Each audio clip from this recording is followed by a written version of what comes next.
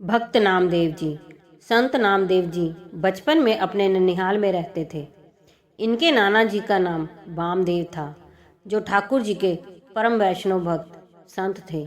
बचपन में नामदेव जी काठ के खिलौनों एवं मिट्टी के खिलौनों से खेला करते थे, लेकिन इनका खेल साधारण बच्चों की तरह नहीं था। श्री नामदेव जी उन खिलौनों के साथ में जिस प्रकार से कोई भक्त पूजा करता है, भगवान को नहलाता है, उनका ध्यान करता है, आसन देता है और फिर उनका भोग लगाता है, इसी प्रकार से यह खेल खेला करते थे और अपने नाना जी को देखते थे कि नाना जी को ठाकुर जी को दूध का भोग लगाते थे। वही दूध संत नामदेव जी को प्रसाद रूप में मिलता था। नामदेव जी अपने नाना की भक्ति देखकर बचपन से ही बार बार नाना जी से कहते थे कि नाना जी, भगवान की सेवा मुझे दे दीजिए। नाना जी कहते थे, ठीक है, थोड़ा बड़ा हो जाएगा तो दे दूंगा। इस प्रकार से कुछ दिन बीते तो एक दिन फिर नामदेव जी अपने नाना से अड़ गए और कहने लगे, नाना जी, अब तो मुझे ठाकुर जी की सेवा दे दीजिए। इस बात पर नाना जी ने कहा, नामदेव, कुछ दिन बाद मुझे 3 दिन के लिए किसी गांव में किसी काम से जाना है। यदि तुम उन 3 दिनों में अच्छे से ठाकुर जी की सेवा करना, उनको दूध का भोग लगाना और जो बचे तो स्वयं का भोग लगाना, यदि तुम अच्छे से 3 दिन सेवा कर लोगे तो आने पर ठाकुर जी से पूछकर तुम्हें हमेशा के लिए सेवा दे दूंगा। इस प्रकार से समय बीतता गया। एक दिन वह समय आ गया जब नाना जी को उस गांव में जाना पड़ा। नाना जी ने कहा कि नामदेव, अच्छे से भगवान की सेवा करना और दूध का भोग लगाना, दूध भगवान को पिला देना।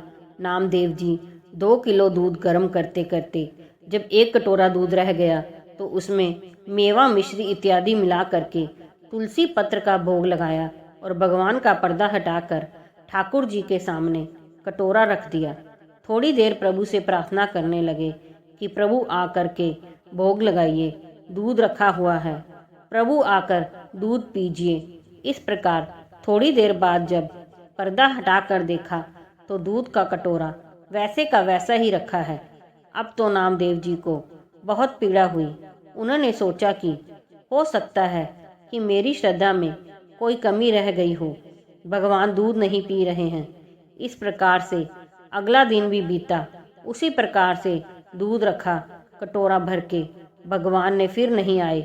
नामदेव जी बहुत ही दुखी हो गए, परंतु यह बात घर में किसी को बताई नहीं, अपने मन के अंदर रखी। मन में खींचातान चलती रही कि कल नाना जी के 3 दिन पूरे हो जाएंगे और यदि भगवान ने दूध नहीं पिया तो नाना जी आकर पूछेंगे और फिर मुझे ठाकुर जी की सेवा नहीं मिल पाएगी। इसी प्रकार से प्रातःकाल तीसरा दिन हुआ। तीसरे दिन नामदेव जी उठे, भगवान का बढ़िया से श्रृंगार किया और फूल माला प्रभु को अर्पण करके बढ़िया दूध का कटोरा तैयार किया और उसमें मिश्री और भगवान का तुलसी पत्र मिला करके सामने रखा। भगवान से कुछ देर प्रार्थना की, देखा कि कटोरा वैसे का वैसे रखा है, भगवान अभी दूध पीने के लिए नहीं आए।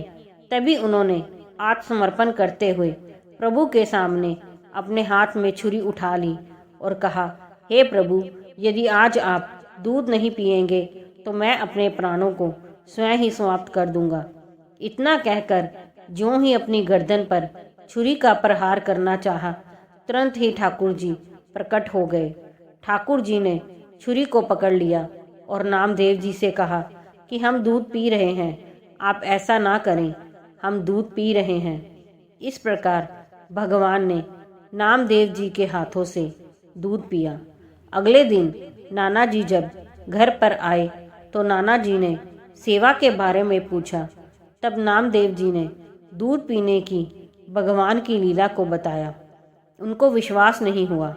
उन्होंने कहा, यदि मेरे सामने भगवान दूध पिए तो मैं मान लूँगा।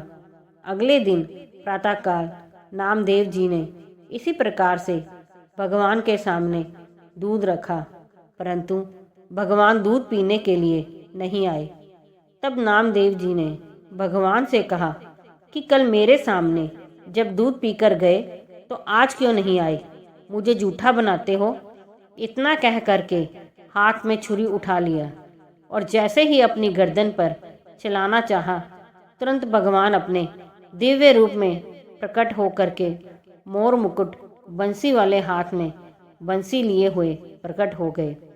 देखते ही देखते भगवान दूध का सारा कटोरा पीने ही वाले थे तो नामदेव जी ने कहा, प्रभु थोड़ा मेरे लिए भी छोड़ देना, क्योंकि बचपन से हम नाना जी के हाथ से आपका ही भोग लगाया दूध पान करते आ रहा हूँ। नामदेव जी के द्वारा नाना भामदेव को भगवान के दर्शन हुए और सभी भगवान के दर्शन करके कृतकृत्य हो गए और उसी दिन से नाना जी ने नामदेव जी को भक्ति समर्पित कर दी, अर्थात ठाकुर जी की सेवा दे दी।